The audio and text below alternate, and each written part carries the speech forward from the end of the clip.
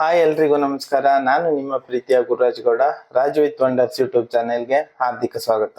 ಇವತ್ತು ನಾನು ಮಾಡ್ತಿರುವಂತ ವಿಡಿಯೋ ಏನಂದ್ರೆ, ಯೂಟ್ಯೂಬ್ ಗಳಲ್ಲಿ ಕಂಟೆಂಟ್ ಕ್ರಿಯೇಟ್ ಮಾಡಿ ಹಣ ಗಳಿಸ್ತಾ ಇರುವವರಿಗೆ ಒಂದು ಒಳ್ಳೆ ಸುದ್ದಿ ಅಂತ ಹೇಳ್ಬೋದು. ಯೂಟ್ಯೂಬ್ ಕಂಟೆಂಟ್ ಕ್ರಿಯೇಟ್ ಮಾಡುವಂತ ಎಲ್ಲರಿಗೂ ಒಂದು ಹೊಸ ನ್ಯೂಸ್ ಅನ್ನ ನೀಡಿದೆ. ಅದೇನು ಅಂತ ನೀವು ಕೇಳ್ಬಹುದು. ನನಗೂ ಈಗ ಜಸ್ಟ್ ತಾನೇ ಒಂದು ಮೇಲ್ ಬಂತು. ಆ ಮೇಲನ್ನ ನನ್ನ ಪಿಸಿಯಲ್ಲಿ ಓಪನ್ ಮಾಡಿ ನಾನು ನಿಮಗೆ ತೋರಿಸ್ತಾ ಇದ್ದೀನಿ. ನಿಮಗೆ ಡಿಸ್ಪ್ಲೇ ಅಲ್ಲಿ ತೋರಿಸ್ತಾ ಇದ್ದೀನಿ. ನನಗೆ ಇವತ್ತು ಒಂದು ಮೇಲ್ ಬಂತು. ಏನಂದ್ರೆ, hi Raju with wonders, we will soon enable automatic dubbing on your channel. This means that YouTube will be automatically generated translated audio tracks in different languages, making your content ಬಾಳಕ್ಕಾಗ್ದೆ ಸಾಯಕ್ಕ. ನನಗೂ ಕೂಡ ಸರಿಯಾಗಿ ಅರ್ಥ ಆಗ್ಲಿಲ್ಲ.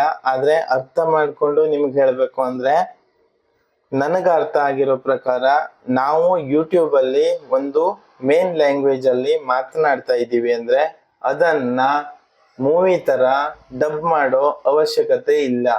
ಬೇರೆ ಲ್ಯಾಂಗ್ವೇಜ್ ಅವರು ನಮ್ಮ ವಿಡಿಯೋನ ನೋಡ್ಬೇಕು ಅಥವಾ ನಮ್ಮ ಒಂದು ಅದನ್ನ ಎಷ್ಟು ದೊಡ್ಡದಾಗಿ ಬೆಳೆಸಿದ್ದಾರೆ, ನಮ್ಮ ಒಂದು ರೇಂಜ್ ಇನ್ನು ಹೆಚ್ಚಿನ ಮಟ್ಟಕ್ಕೆ ಸೇರ್ಬೇಕು. ನಾವು ಮಾಡ್ತಿರುವಂತ ವಿಡಿಯೋ ಬೇರೆ ಭಾಷೆಯವರು ಕೂಡ ನೋಡ್ಬೇಕು ಅನ್ನೋಂತ ಆಸೆ ಎಲ್ಲ ಕಂಟೆಂಟ್ ಕ್ರಿಯೇಟರ್ಸ್ ಗಳಿಗೆ ಇದ್ದೇ ಇರುತ್ತೆ.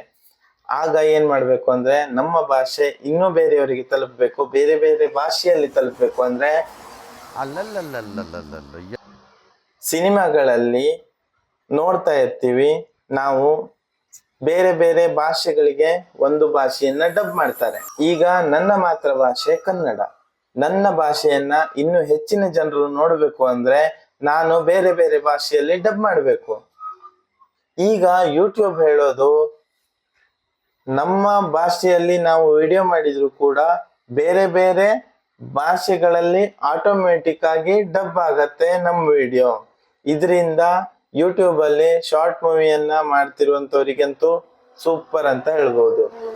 ನಮ್ಮ ಶಾರ್ಟ್ ಮೂವಿ ಆಗ್ಲಿ ಬೇರೆ ಬೇರೆ ಭಾಷೆಗಳಲ್ಲಿ ನಾವು ಡಬ್ ಮಾಡ್ಬೇಕಂತ ಇಲ್ಲ. ಆಟೋಮೆಟಿಕ್ ಡಬ್ಬಿಂಗ್ ಅಂತ ಆಪ್ಷನ್ ಅನ್ನ ಕ್ಲಿಕ್ ಮಾಡ್ಕೊಂಡ್ರೆ ಸಾಕು, ಆಟೋಮೆಟಿಕ್ ಆಗಿ ಬೇರೆ ಬೇರೆ ಭಾಷೆಗಳಲ್ಲಿಯೂ ಕೂಡ ವಾಯ್ಸ್ ಜನರೇಟ್ ಆಗತ್ತೆ.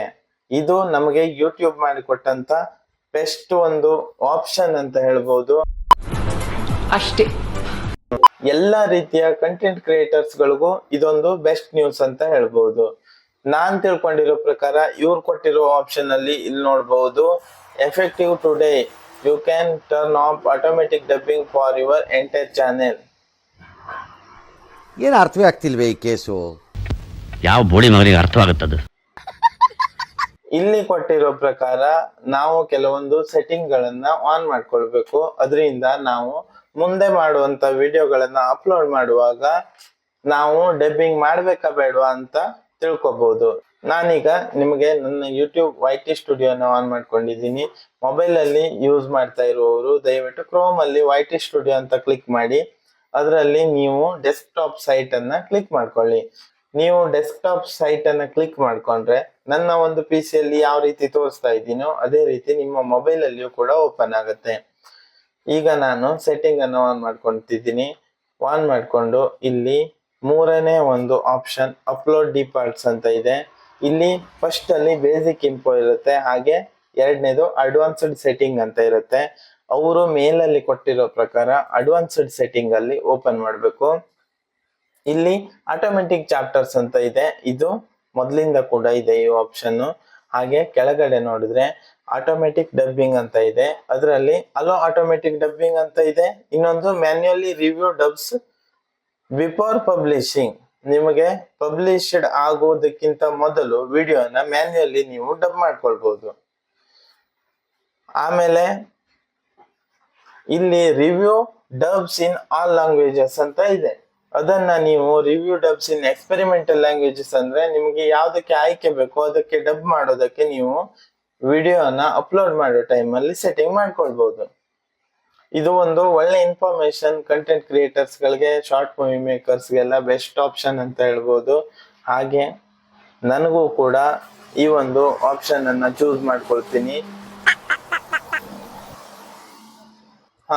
ಬೆಸ್ಟ್ ಏನಂದ್ರೆ ಈಗ ತಾನೇ ನಾನ್ ನಿಮ್ಗೆ ಇಂಗ್ಲಿಷ್ ಅಲ್ಲಿ ಒಂದು ಮೇಲ್ ಬಂದಿರೋದನ್ನ ಓದಿದ್ದನ್ನು ಕೂಡ ನೀವು ಆಟೋಮೆಟಿಕ್ ಆಗಿ ಡಬ್ ಮಾಡ್ಕೊಳ್ಬಹುದು.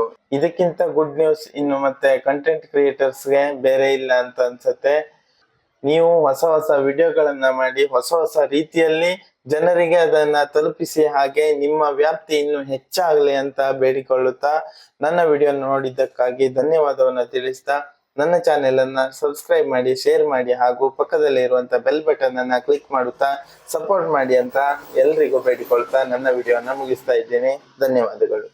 ಇಷ್ಟು ಹೇಳಕ್ಕೆ ಇಷ್ಟಪಡ್ತೀನಿ. ಓಕೆ ಫ್ರೆಂಡ್, ಬಾಯ್.